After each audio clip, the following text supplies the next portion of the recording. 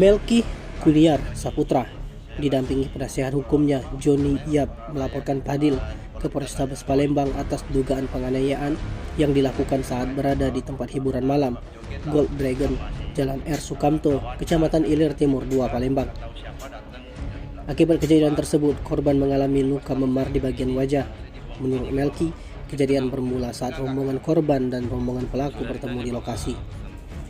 Lanjut korban, ketika itu dirinya sempat mempertanyakan maksud dan tujuan menepis tangan tersebut. Keributan itu terhenti setelah security dan petugas keamanan melerai. Sementara itu kuasa hukum korban Joni Yap SH bersama pihak kepolisian dapat segera menindaklanjuti laporan kliennya tersebut.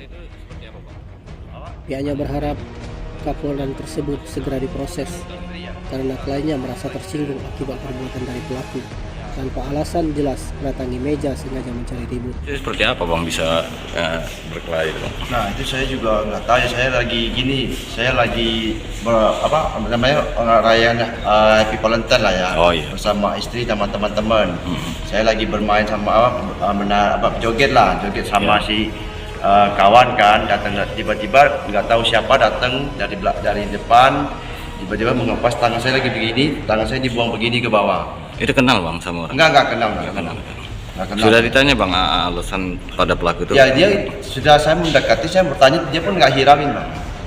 Pelaku saat itu keadaannya mabuk atau gimana? Nah itu saya kurang tahu ya bang, mabuk atau enggak ya. Itu kita nggak tahu. Kalau kita tanya pun dia nggak menghirauin. Selain habis itu dia balik barang langsung pukul saya. Oh gitu. Di wajah. Jadi anak istri saat itu seperti apa bang?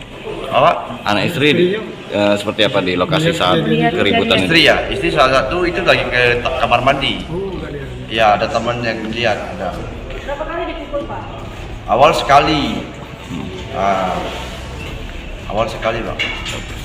Tim Liputan Salabi TV melaporkan.